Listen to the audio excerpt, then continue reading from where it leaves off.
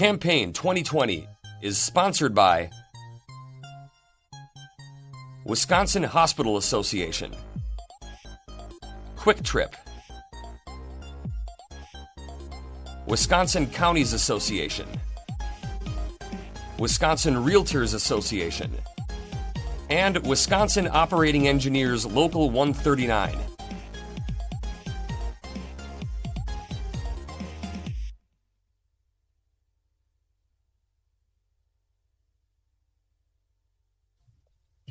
State Representative Jill Billings of Crosse is a Democrat seeking re-election in the 95th Assembly District. Jill, welcome back to WisconsinEye.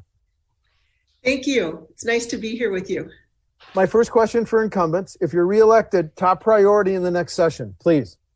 Well, I think it's going to be making it through COVID, through the other side, and making sure that our small businesses especially have what they need through the recovery, making sure that workers have retraining, education, job search help, making sure that working families have childcare, education for their kids, the things that they need. It's all about addressing the fallout from COVID. Well, do you support the governor's extension of the face mask edict, which was just upheld by a St. Croix County judge, and his 25% occupancy limit? I do support the mask mandate. I think that's an important tool that we have, along with social distancing and washing hands, and outside's better than inside. So that's important.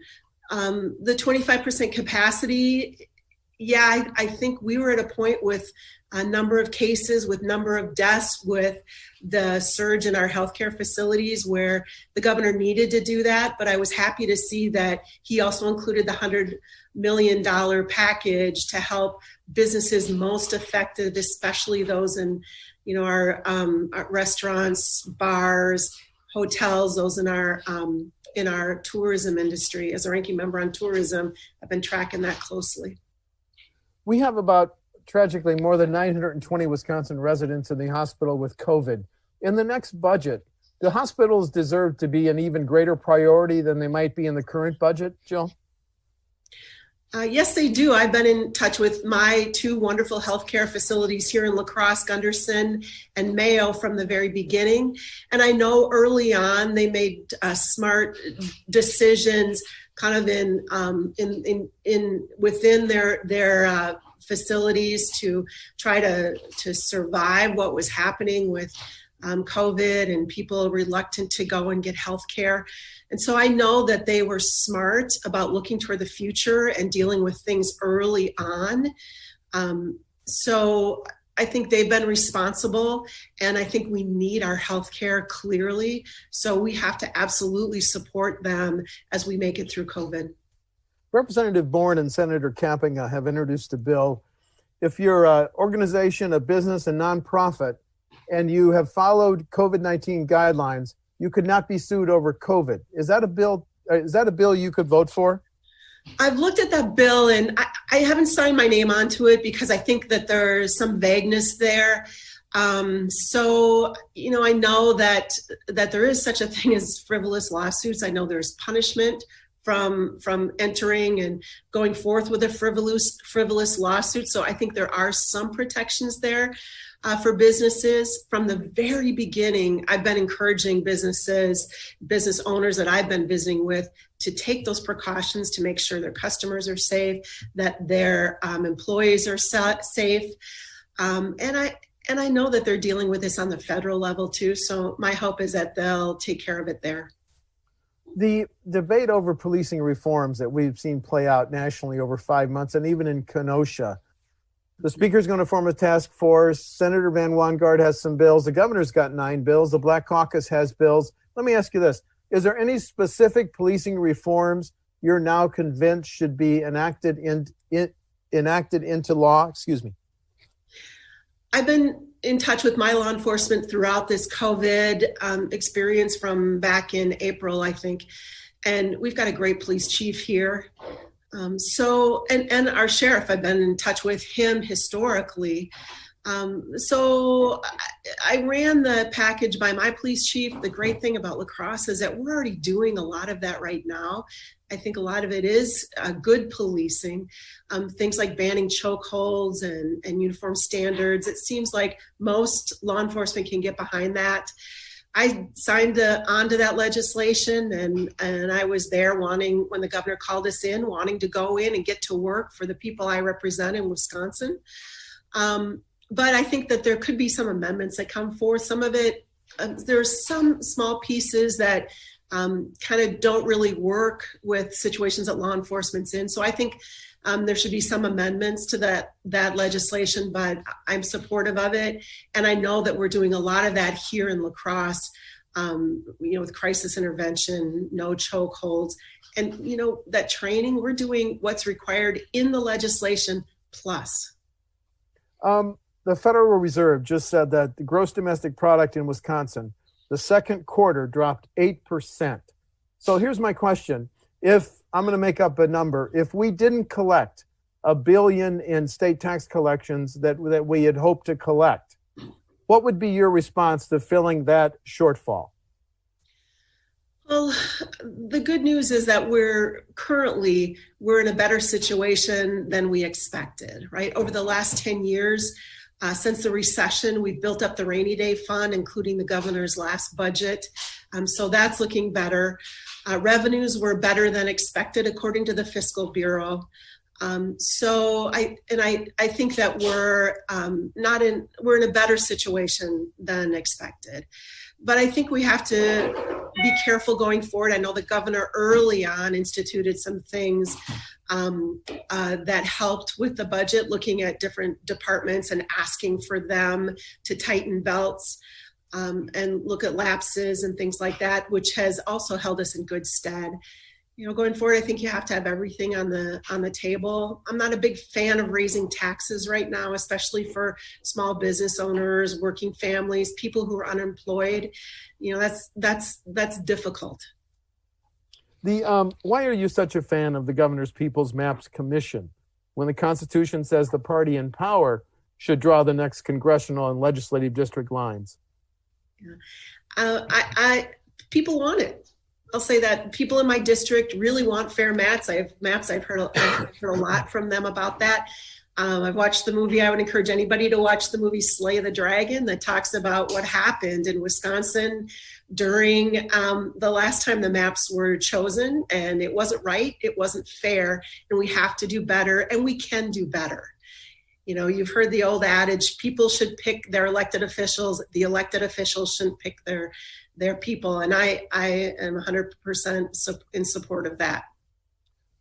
The issue that's been around for years, but as more and more states legalize medical and recreational marijuana, where are you today on that? Yeah, this is one that I've been doing a lot of research and studying and talking with people about. Every time I'm with legislators from other states, when we gather for different learning opportunities, often marijuana is under discussion as we're having lunch or having a cup of coffee together. So I am not currently I'm watching what's happening in other states. What models are working well. I think we've had legalized marijuana in places like Colorado, Oregon, Las Vegas long enough to see what's working and what's not working. And there's some things that are not working well. And I think we need to address it. We have to look at unintended consequences. My law enforcement says, yes, we expect it's going to be here in 5 years. So we're asking you to make sure that we have the funding in place to address the new situation with legalized marijuana. Okay. Wisconsin property taxes are high, which is why schools, local governments have been living with caps and levies on property taxes for more than 20 years. You're voting on the next state budget. Should it continue those caps and levies to hold down property taxes on homes? Well, I come from a local government background. I was on the county board for several years, and I remember fighting against those caps, feeling like, as we're local elected officials, if people feel like we're taxing them too high, they can vote us out of office. I have faith in the electorate. So I still feel like I lean toward local control on that issue. But there are other problems that I've talked with my mayor about, where our city is facing a lot of challenges being on the property tax alone, right? So with dark store loopholes where those big box businesses or national chains can have that loophole where they don't have to pay their fair share, and then that lies on taxpayers, I think we absolutely need to address that issue. That was one of my disappointments, that we couldn't close that loophole last session. I think we need to address that coming up in next session to help provide relief also for counties, cities, and schools. What about, is it time to consider alternative revenue sources for cities, villages, and towns? I guess I'm referring to bills like Representative Goyke's, which, if a referendum passed in the city of Milwaukee, the city could levy a half-cent sales tax. Is it time to give those local governments revenue options to reduce their reliance on the property tax? Yeah. Again, I've talked with my mayor a lot about this, and I think that would help provide relief. I know that's what they want. And so I don't really know why we in the state are stopping them from having that tool as long as local people vote for it. The governor, as you know, last year recommended raising the gas tax. It's 30.9 cents per gallon, hasn't been raised in 10 or 12 years. Mm-hmm. Could you vote to raise the gas tax to stabilize how we pay for highways and bridges?